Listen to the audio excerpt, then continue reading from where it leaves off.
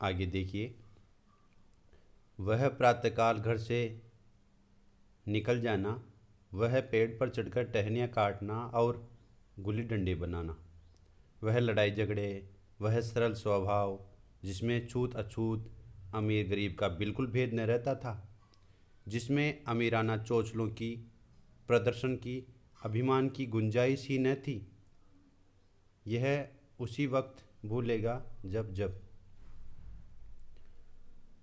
घर वाले बिगड़ रहे हैं, पिताजी चौकी पर बैठे वेग से रोटियों पर अपना क्रोध उतार रहे हैं, अम्मा की दौड़ केवल द्वार तक ही है, लेकिन उनकी विचारधारा में मेरा अंधकारमय भविष्य टूटी हुई नौका की तरह डगमगा रहा है और मैं हूँ कि पदाने में मस्त हूँ। न नहाने की शुद्धि है न खाने की। गुल्ली तो है तो जरा सी, पर उसमें दुनिया भर की मिठाइयों की मिठास और तमाशों का आनंद भरा हुआ है। व्याख्या देखिए। आगे कथानायक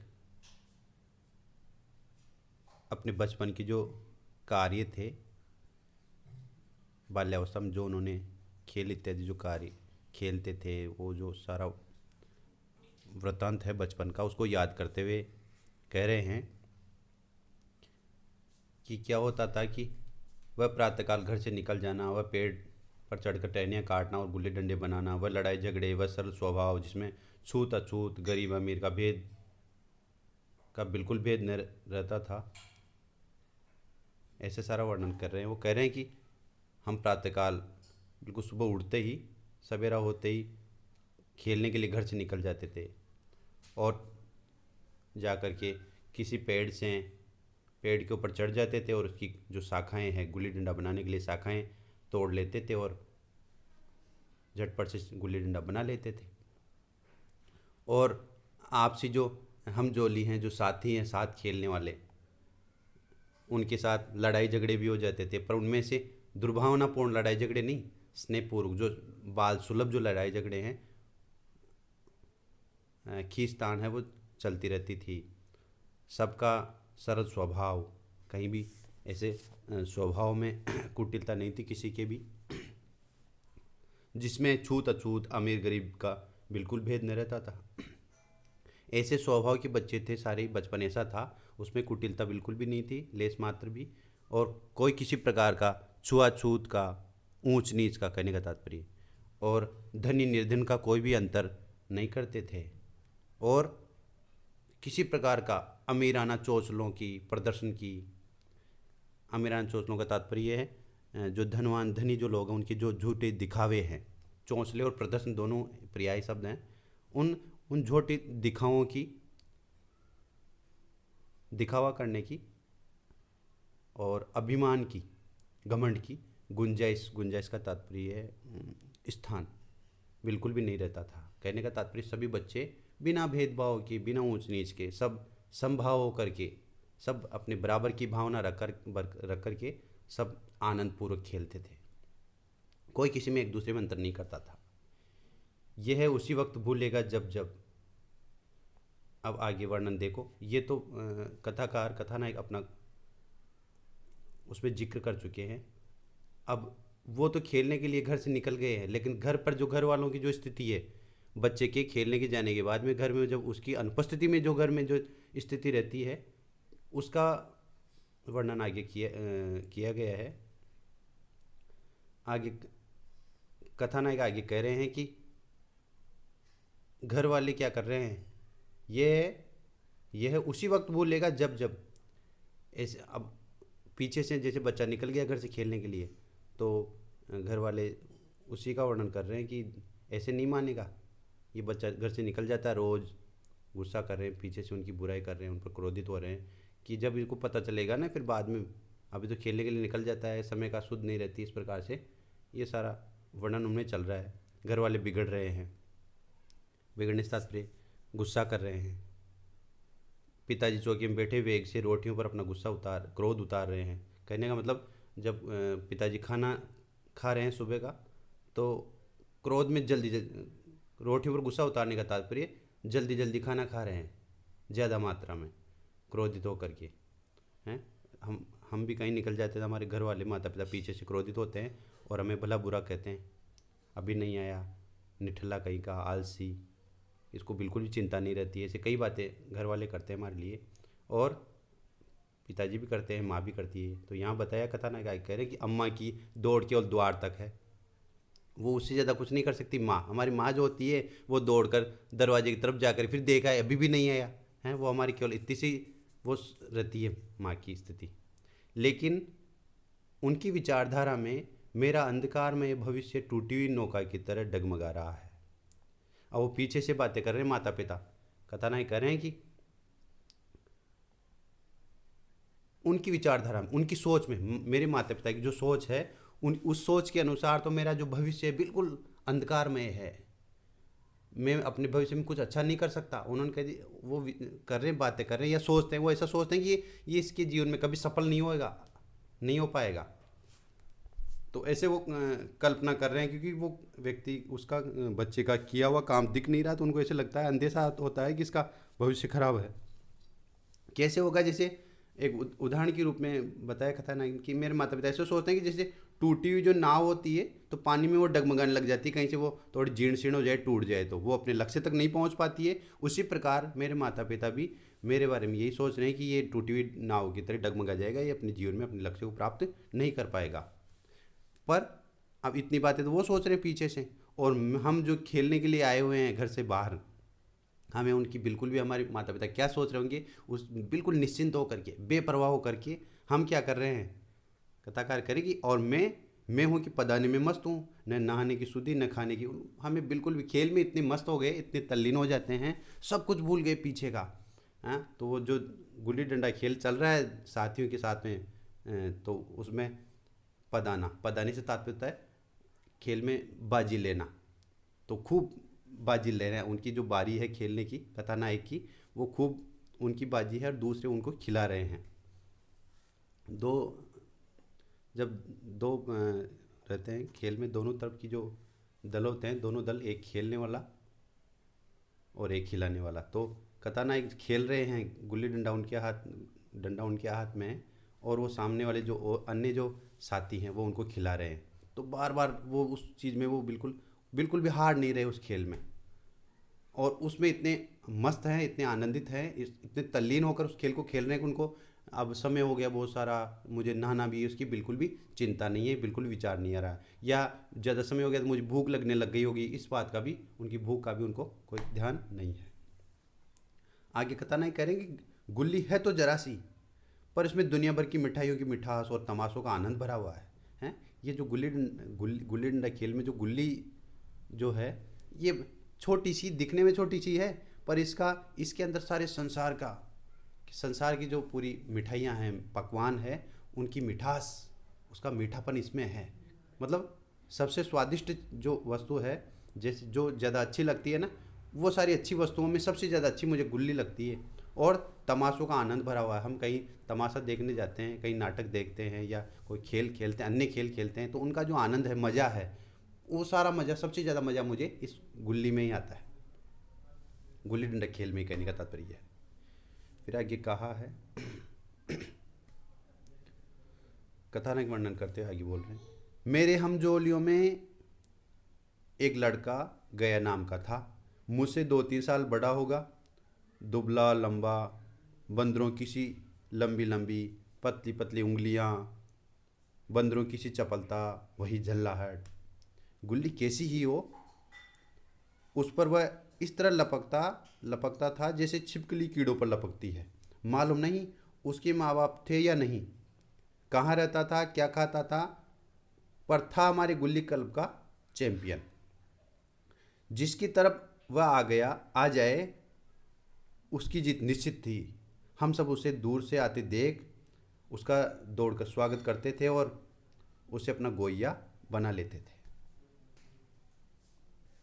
आगे क्या कह रहे हैं, जो कथानायक आगे वर्णन कर रहे हैं, कह रहे हैं, प्रेमचंद जी वर्णन कर रहे हैं कहानी में कि कथानायक के द्वारा प्रेमचंद जी कह रहे हैं कि कथानायक ये कह रहे हैं कि मेरे हमजोलियों में एक लड़का गया नाम का था। हमजोली मतलब साथी, जो मेरे साथी थे मेरे बचपन के, और हम सब साथ साथ खेलते थे, उनमें एक गया नाम का लड़का भी था। और वो मेरे से 2-3 वर्ष बड़ा था शायद, अंदाज़ा वो लगा रहे हैं। कैसा था उसका वर्णन करते हुए बता रही है, वो गया किस प्रकार का, उसका शारीरिक बनावट कैसी थी, कैसा दिखता था।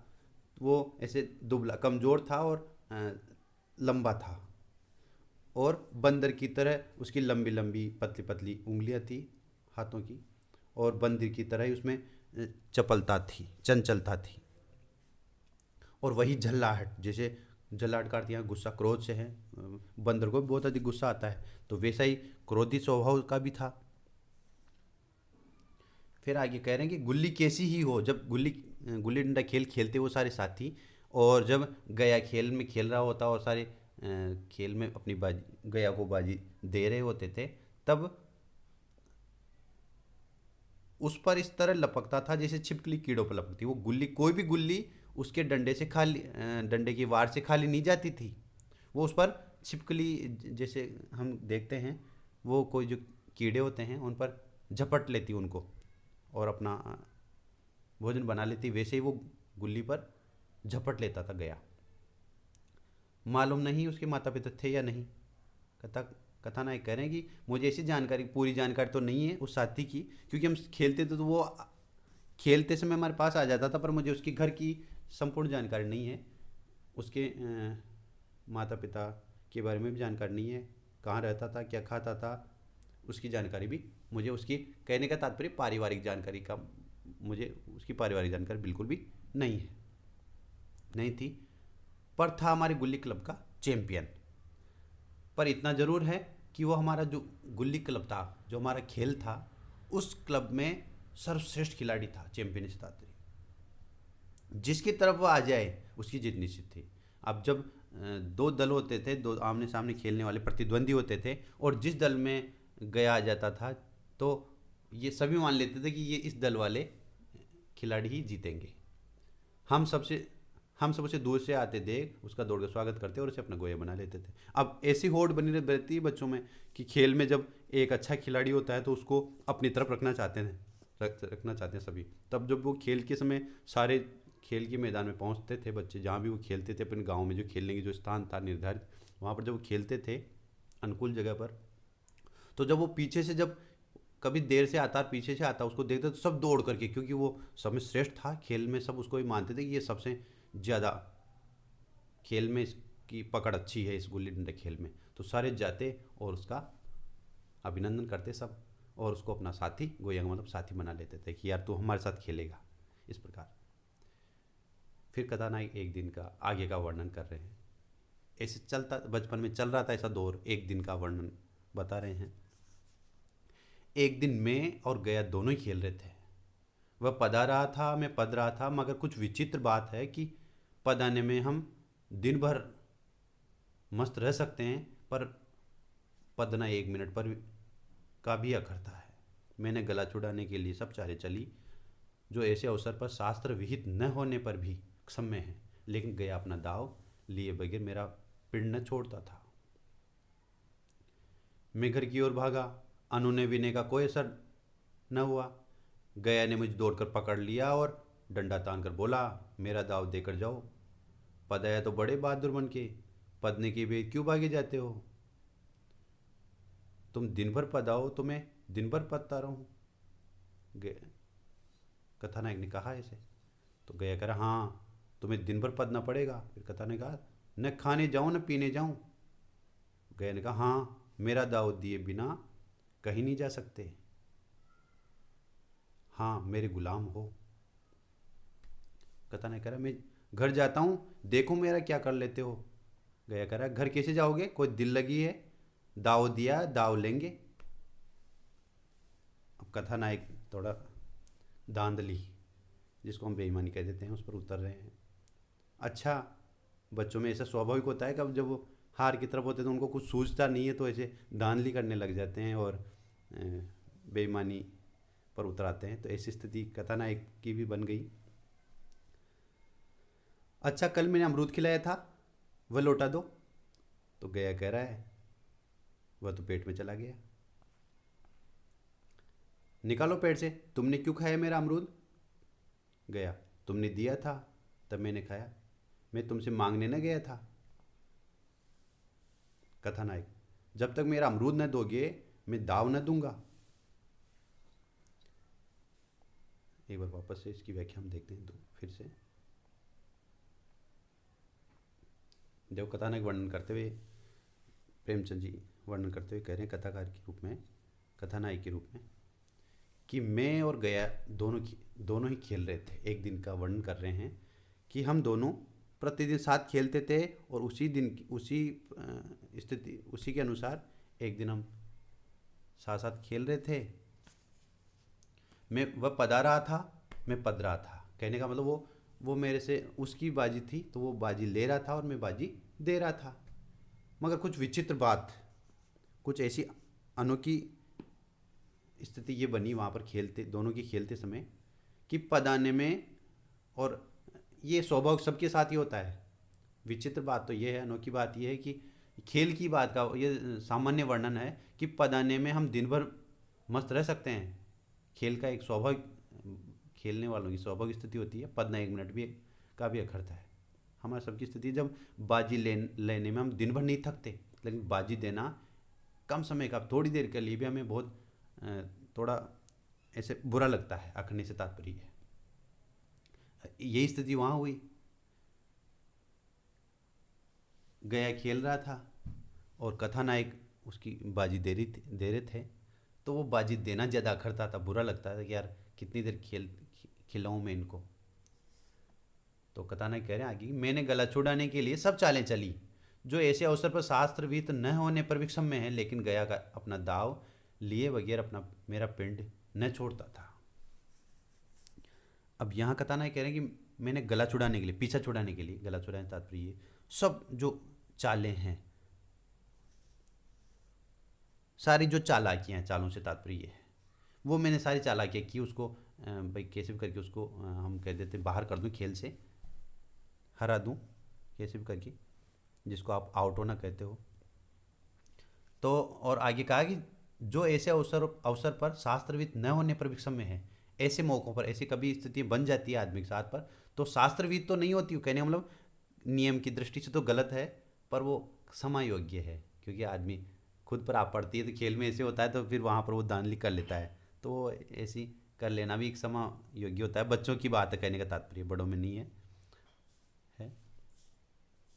अब फिर आगे है कि लेकिन मैं कैसे भी करके, खूब धांधली करके, खूब चालाकियाँ करके मैं उसको उस खेल से बाहर करना चाहता था, लेकिन वो नहीं, मेरा बस नहीं चला। लेकिन गया अपना दाव लिए बगैर मेरा पिंड न छोड़ता था। मैं ये भी कह रहा था कि मैंने कई प्रकार की चालाकियाँ की, मैंने खूब चालें चली, भाई ठीक है यार, अब कल खेल लेंगे, मैं कल आप पूरा दाव दे दूंगा, पूरी बाजी आप दे दूंगा। लेकिन गया नहीं, माना कि नहीं, मैंने दाव दिया है और मैं अपना जो दाव है, अपनी बाजी है, उसको लिए बिना नहीं रहूँगा। पिंड नहीं छोड़ने साथ पीछा नहीं छोड़ रहा था वो। तो ऐसे नहीं माना, कहने पर समझा, इसे नहीं समझा, खूब चालाकी भी की पर नहीं समझा। तो कथानायक आगे कह रहे कि गया जब नहीं समझा तो मैं घर की ओर भागा, भाई ये नहीं मानेगा, ऐसे यहाँ पर दौड़ चलते हैं, भाग जाते हैं, क्या कर लेगा ये। तो अनुनय विनय का कोई असर न हुआ, मैं भागने लगा। क्योंकि भागने क्यों लगा, क्योंकि मैंने पहले उसे खूब निवेदन किया, कहने के साथ खूब प्रार्थना की, भाई यार मान जाए यार, अब खूब देर हो गई, घर वाले डांटेंगे और हमें चलना चाहिए, मैं कल तुम्हारी बाजी दे दूंगा। पर इन सब बातों का उस पर कोई प्रभाव नहीं हुआ। तो मैं ऐसी बात हो स्थिति में मैं घर की तरफ दौड़ा। गया ने मुझे दौड़ कर पकड़ लिया और डंडा तान कर बोला, मेरा दाव देकर जाओ। तो गया दौड़ा, उससे तेज़ तेज़ दौड़ करके, भाग करके, और उसके सामने जा करके, जो गुल्ली डंडा में जो डंडा उसके हाथ में था, उसको तान लिया, सामने सामने तान कर खड़ा हो गया। कहा, कहाँ भाग रहे हो, मेरा दाव है जो खेल का, मेरी बाजी है, वो दो, वरना मैं तुम्हें नहीं दिए बिना, मेरी बारी लिए बिना नहीं जाने दूंगा। पद आया तो बड़े बहादुर बन के, पदने की बेर क्यों भागे जाते हो, हैं? जब खेल में पधा रहे थे, कहने के तात्पर्य अपनी बाजी ले रहे थे, तब तो बड़े ताकतवर बन रहे थे, और अब जब दूसरे की बारी आई है तो उसकी बारी देने में भाग रहे हो, अपना पीछा छुड़ा रहे हो। तो कथानायक ने कहा, गया से कहा जब वो सामने खड़ा हो गया तो कि तुम दिन भर पदाओ, तुम्हें दिन भर पदता रहूं, हैं दिन भर तुम बाजी लेते रहोगे, तुम तो हारोगे नहीं, खेल से बाहर ही नहीं होगे क्या, मैं तुम्हें अपनी बाजी देता रहूं, तुम्हारी बारी देता ही रहूं। तो गया ने कहा हाँ तुम्हें दिन भर पदना पड़ेगा। अब यहाँ देखो क्योंकि वो खेल में इतना माहिर था, श्रेष्ठ था, गुल्ली डंडा खेल का इतना खिलाड़ी था, और उसमें धुरंधर था वो, और क्या कहूँ उसमें वो इतना पारंगत था उस खेल में कि सारे उसकी उस निपुणता को, उसकी जो विशेषता थी खेल में, उसको सारे जो अन्य साथी थे वो मानते थे कि गया ही हम सब में श्रेष्ठ है, सर्वश्रेष्ठ है, वो सब मानते थे। खुद कथानायक भी स्वीकार करते थे इस बात को कि गया गया से ज़्यादा इस खेल में निपुण कोई नहीं हो सकता। तो ये स्थिति थी। अब गया को परवाह नहीं थी कि वो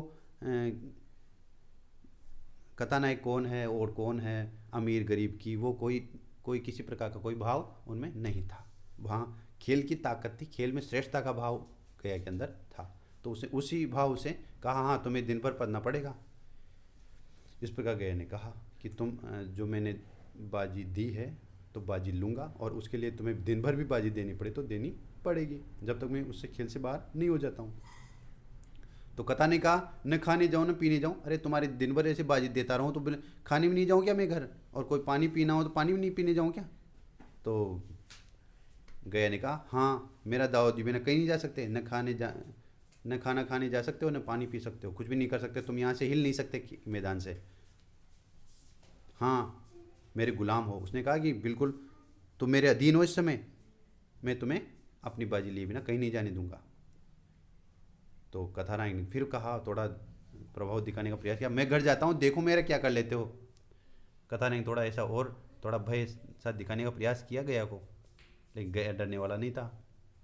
गया ने कहा हैं घर कैसे जाओगे, कोई दिल लगी है, दिल लगी से तात्पर्य हंसी मजाक, दाव दिया है दाव लेंगे, हैं घर नहीं जा सकते, ये कोई मजाक हंसी मजाक नहीं है कि खेल लिया और अब बाजी देते समय भाग रहे हो, हैं हमने अपनी बाजी दी है खेल में तो बाजी लेंगे। अब यहाँ स्थिति वो जो मैं बता रहा था, कथानायक के द्वारा एक, जब सभी बच्चों में आम बात होती है खेल में, वो थोड़ी ईमानदारी से काम नहीं होता है और तो ज़्यादा देर बाजी देनी होती है, कोई भी खेल हो, तो वो दूसरे जो दल के जो खिलाड़ी हैं उनके साथ थोड़ी धांधली करने लग जाते हैं। तो वैसी स्थिति कथानायक की हुई। उन्होंने कहा अच्छा, बाल सुलभ बातें हैं, बचपन में ऐसे ही होता है। अच्छा मैंने कल अमरूद खिलाया था, वह लौटा दो। हैं भाई तुम ऐसे नहीं मान रहे हो ना, तुम मेरे से बाजी लेना चाहते हो तो चलो, तुम ऐसे नहीं मानोगे तो मेरा अमरूद भी वापस दे दो मुझे।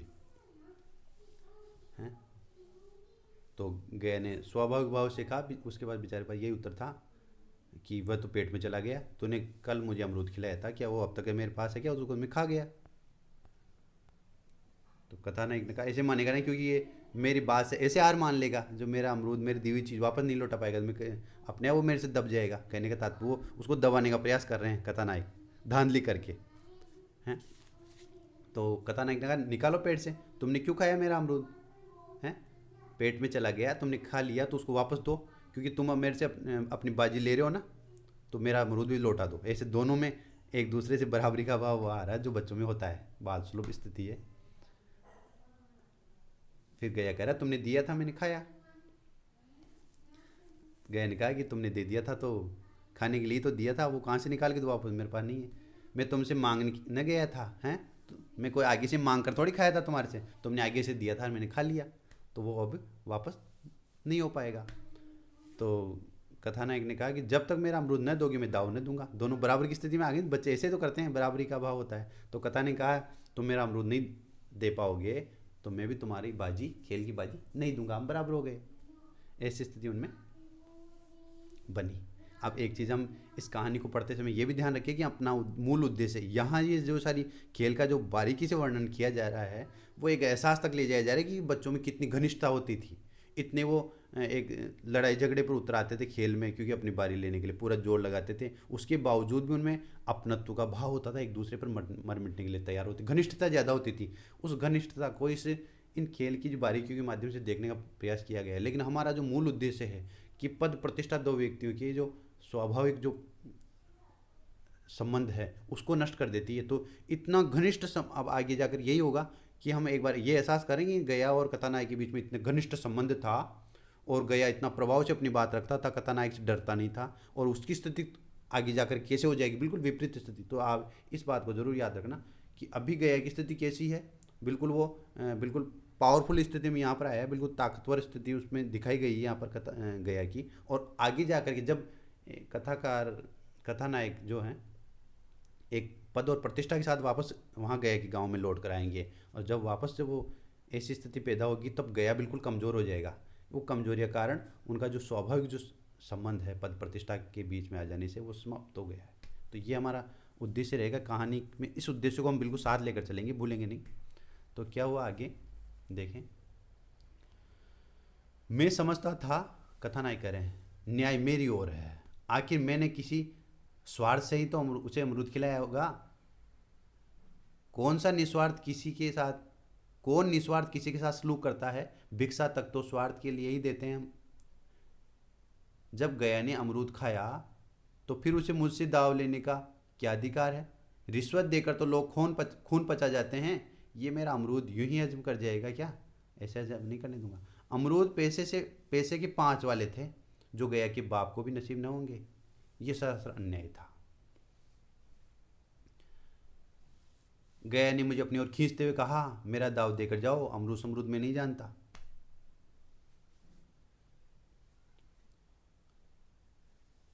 मुझे न्याय का बल था, वह न्याय पर डटा हुआ था।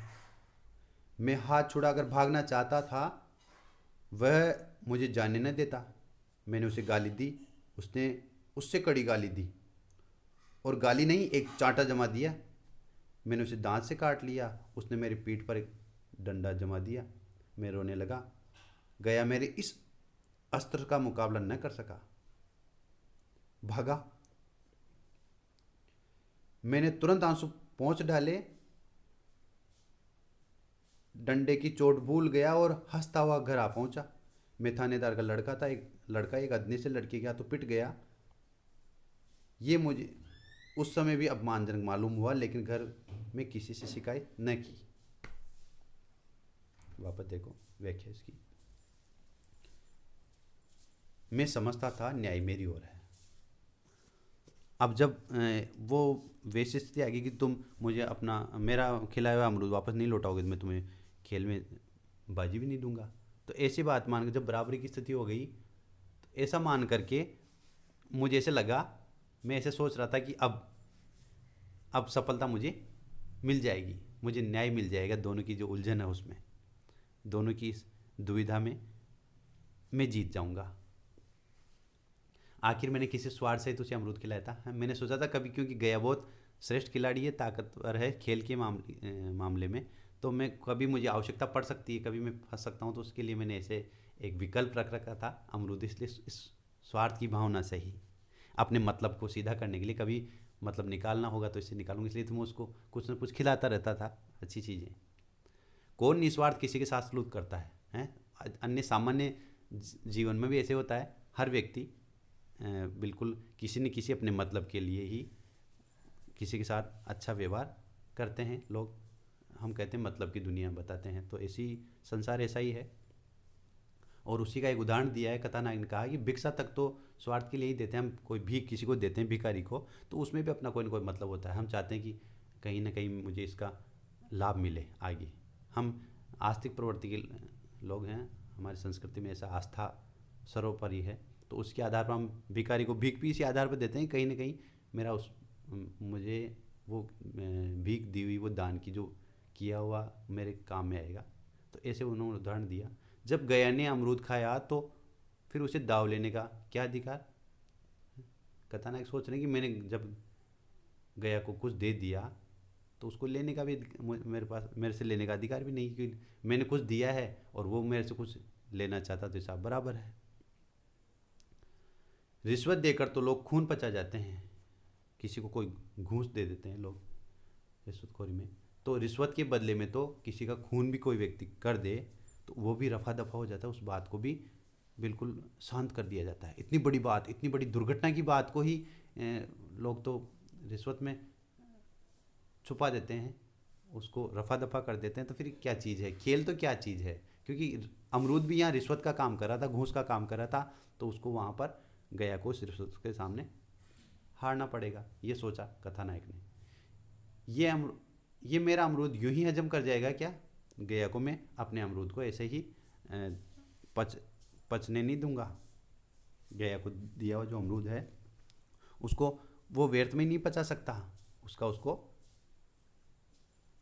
दाम देना पड़ेगा, कहने का तात्पर्य। तो वो दाम वही था, दाव देना। और आगे कथानायक करेंगे अमरूद पैसे के 5 वाले थे।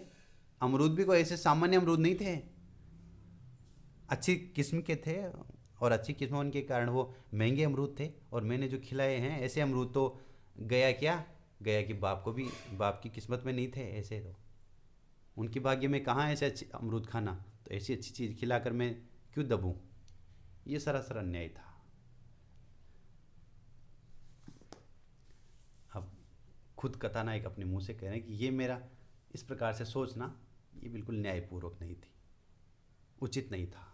ये यहाँ खुद स्वीकार कर रहे हैं कि मैंने उस समय बचपन, क्योंकि वो बाद की स्थिति में वर्णन कर रहे हैं, तो वो कह रही मैंने बचपन में उस समय ऐसा सोचा, ऐसा विचार किया, तो बिल्कुल अनुचित बात थी।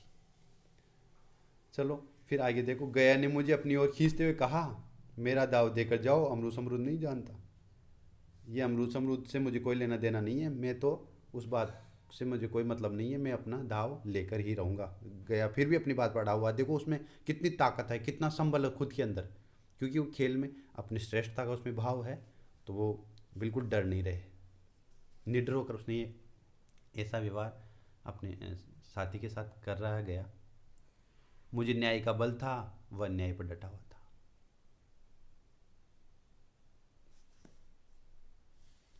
अब ऊपर वाली जो पंक्ति है अन्याय वाली, उसको कथानायक ने खुद के लिए अन्याय अर्थ में लिया है, और अपन यहाँ से इस वह न्याय पर डटा हुआ था, तो एक दोनों बातों में एक समानता करने के लिए हम ये भी कह सकते हैं कि इसको यूँ भी हम ले सकते हैं कि कथानायक सोच रहे हैं कि गया गया को मैंने अमरूद दिया है, और तो वो उसको मेरे से बाजी लेने का क्या अधिकार है। तो कथानायक अपने आप अर्थ में गया के काम को अन्यायपूर्वक मान रहे हैं, अनुचित मान रहे हैं कि गया को बाजी लेने का अधिकार नहीं है, और वो मांग रहा है, तो ये अन्याय की बात है, ये बिल्कुल अनुचित बात है। इस अर्थ में भी हम इसको ले सकते हैं। कथानायक अपने आप को वहाँ सही मान रहे थे। बचपन में बच्चा जो कर रहा है खुद अपनी तरफ से जो पहल कर रहा है, भले वो गलत कर रहा हो, लेकिन उसको सही मानता है, तो हम उसको ऊपर वाले अर्थ में थोड़ा बदलाव कर लेंगे, संशोधन कर लेंगे कि वो गया जो व्यवहार कर रहा था वो बिल्कुल भी अन्यायपूर्वक अनुचित व्यवहार था। तो कथानायक कह रहे कि मुझे न्याय का बल था, मुझे ऐसा लग रहा है कि मैं जो कर रहा था भाई बराबर, न्याय का मतलब बराबर होना, कोई बात बराबर होना, कि मैंने इसको अमरूद खिलाया है और ये मेरे से बाजी मांग रहा है, तो बात बराबर, तो मेरे पास तो ये ताकत थी न्याय की, बराबरी की, और वो उस अन्याय पर ही, वो बिल्कुल अनुचित जो बात है उस पर रुका हुआ, उस पर उससे हटने को तैयार ही नहीं है। तो मैंने सोचा कि अब ये बात बनेगी नहीं, गया मानने वाला नहीं है। मैं हाथ छुड़ाकर भागना चाहता था, वह मुझे जाने नहीं देता, क्योंकि वो सामने खड़ा था डंडा लेकर के, तो वो भागने भी नहीं दे रहा था कथानायक को। मैंने उसे गाली दी, अपशब्द कहना, गाली से तात्पर्य अपशब्द कह दिए कथानायक ने गया को, तो गया ने उससे भी अब ज़्यादा बुरे अपशब्द कहे, और गया ने कथानायक को अपशब्द ही नहीं कहे, एक चांटा जमा दिया, एक थप्पड़ उसके कथानायक के गाल पर मार दी। तो कथानायक ने क्या, उस कथानायक का जो वार था, मैंने उसे दांत से काट लिया। कथानायक करेंगे मैंने, अब जब बात नहीं बनी, बच्चों में ऐसे होता है छोटे बच्चे, तो वो उसको काट लिया कथानायक ने गया को, उसने मेरी पीठ पर डंडा जमा दिया। तो जो ही कथानायक ने गया को काटा दांत से, तो गया ने कथानायक की जो पीठ है उस पर डंडे का वार कर दिया, डंडा मार दिया। अब जो ही गया ने कथानायक को डंडा मारा और कथानायक रोने लगा, कथानायक करेंगे मैं रोने लगा। गया मेरे इस अस्त्र का मुकाबला न कर सका, अब जाकर के थोड़ा संबल मिला है, क्योंकि ये अस्त्र कौन सा, रोने वाला अस्त्र। बच्चों में ये ज़रूर होता है, रोते ही जो सामने वाले जो अन्य जो बच्चे वो डर जाते हैं, तो ये अस्त्र उन्होंने चलाया, जो ही रोने लगा कथानायक, गया घबरा गया। अब बराबरी नहीं हो सकी गया से, और गया भाग गया वहाँ से कथानायक को रोता देख करके। मैंने तुरंत आंसू पहुँच डाले कथानायक को बचना ही तो था गया से, तो तुरंत वो जूं ही गया भागा और कथानायक ने रोना बंद कर दिया। डंडे की चोट भूल गया, जो गया ने उसके पीठ पर जो डंडा मारा था उसको तुरंत, बच्चों में इतनी देर रहती है, वो सोचा कि पीछा छूटा और उस बात को भूल करके और हंसता हुआ घर आ गया। कथानायक घर आ गए।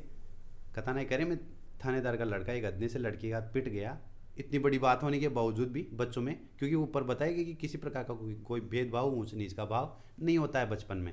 तो वही बात थी, कभी भी कथानायक के मन में ये नहीं रहता है, वो उनके पिताजी थानेदार थे वहाँ उस क्षेत्र में, लेकिन उनमें ऐसे बड़प्पन का कोई भाव नहीं था। अब वो एक मामूली से अदने का था, मामूली सा परिवार का जो बच्चा है, तुच्छ परिवार का जो बच्चा है, उसके हाथों पिट कर आ गए। उस बात का उनको थोड़ा एहसास तो हुआ, ये मुझे उस समय भी अपमानजनक मालूम हुआ, थोड़ा ऐसा कि बेइज्जती सी उनको लगी कि मेरी बेइज्जती हुई है, लेकिन घर में किसी से शिकायत न की, किसी को आकर पे इस बात का उलना अपने घर में नहीं दिया कि मुझे उसने गए ने पीट दिया है। वो बात वहीं समाप्त हुई।